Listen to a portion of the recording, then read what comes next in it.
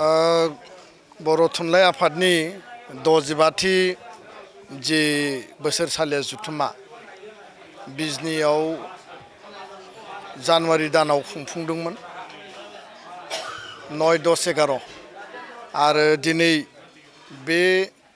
बिजनी जुथुमानि आद्रा थानाय मोनसे हाबाफारि मोनसे गोनांथार हाबाफारि जिहेतु बिजनी जुथुमाया बर' थुनलाइ आफादनि मोनसे टार्मिनेटिं इयारमोन आरो बे टार्मिनेटिं इयाराव गोजाम आफाद सिमफायनानै गोदान आफाद दानाय जे मोनसे खान्थि बे खान्थि बायदियै थान्दै मेलनि गेजेरजों जोबथा थान्दै मेलाव गोजाम आफादखौ सिमफायनानै केयारटेकार आफादगिरि सायख'नानै गोदान आफाद बा कमिटि दानायनि हाबाफारिखौ बै समाव मावफुंनाय जादोंमोन। नाथाय माखासे थासारि जाय थासारिया सोमजिनाङामोन बे थासारिया सोमजिनायनि थाखाय माखासे बिबानगिरिफोरखौ सायख'नाय जाबाय आरो माखासे बिबानगिरिफोरखौ सायख'नो हानाय जायाखिसै। लोगोसेनो मोनसे पस्टआवनो सानैनिफ्राय साथाम बा साबा दा बेयाव दिनै उदालगुरि बे कलेजनि माने अडिट'रियामाव मोनसे भटिंनि हाबाफारि बेयाव सोलिबाय थादों आरो बर' थुनलाइ आफादनि जे संबिजित दङ बे संबिजितनि आधारावनो थुनलाइ आफादा गावनो रिटार्निं अफिसार पलिं अफिसार बेबायदि एपइन्ट खालामनानै गासै प्रसेसखौ जोबोद गोजोन थासारिनि गेजेरजों सान्तिपुर्ण परिबेसनि गेजेरजों जोबोद ट्रान्सपारेन्ट मोनसे सिस्टेमनि गेजेरजों आंबो दा गेजेराव बाहागो लाफैनानै जोङो गाहायनिफ्रायनो बेखौ अबजार्भ खालामनो थाखाय खाबु मोनदों आरो बयबो जिल्लाफोरा आं मिथिनायाव मोनसे भट गावबा गावनि चइसनि जि बिजाथि बेयाव आफादगिरिनि थाखाय भटिं सोलिदों, लोगो आफादगिरिनि थाखाय भटिं सोलिदों, नेहाथारिनि थाखाय भटिं सोलिदों आरो रांगिरि मोनब्रै पस्टनि थाखाय जिखिनि बिबानगिरिफोर दङ बेनि थाखाय बेयाव सोलिगासिनो दङ। दुलाराय बर' फरायसा आफादा जोङो जेब्लायबो हास्थायो जे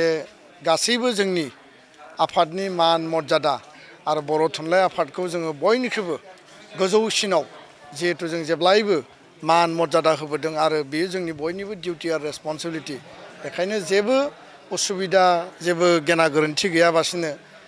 सिस्टेमेटिक जि प्रसेसनि गेजेरजों सेनियर मस्ट थुनलाइ आफादनिनो गोबां दैदेनगिरि बिबानगिरिखौ दिनै बेयाव लाबोनानै बे भटनि प्रसेसखौ खुंफुंगासिनो दङ आरो बयबो बे सिस्टेमखौ लानानै बयबो जोबोद मा होनना बुङो बेखौ गोजोननायखौ फोरमायदों आरो खोब सम्भब माने प्राय भटिंआ जोबफैबायानो मोनसे मोननै जिल्ला दंबावो आरो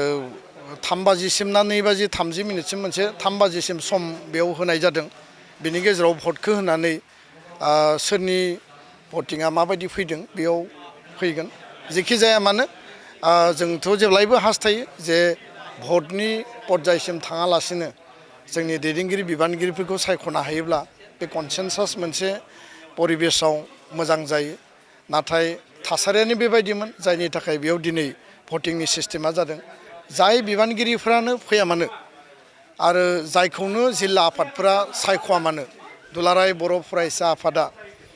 जेब्लायबो जोङो बिथांमोनखौ वेलकाम खालामो आरो माहारिनि सार्थनि थाखाय जोङो ज' बर' थुनलाइ आफाद दुलाराय बर' फरायसा आफाद खौसेयै हारि दानायनि हारिनि जेंना जेंसि सुस्रांनायनि थाखाय जों खामानि मावलांगोन आरो बेखायनो गोदान टिमखौ आङो बयखौबो बरायबाय। बे काउन्टिंनि उनाव जिखि रिजाल्ट ओंखारा मानो जोङो मस्ट वेलकाम आं बेखिनिखौ फोरमायबाय आरो हारि दानायासो गुबै एजेन्डा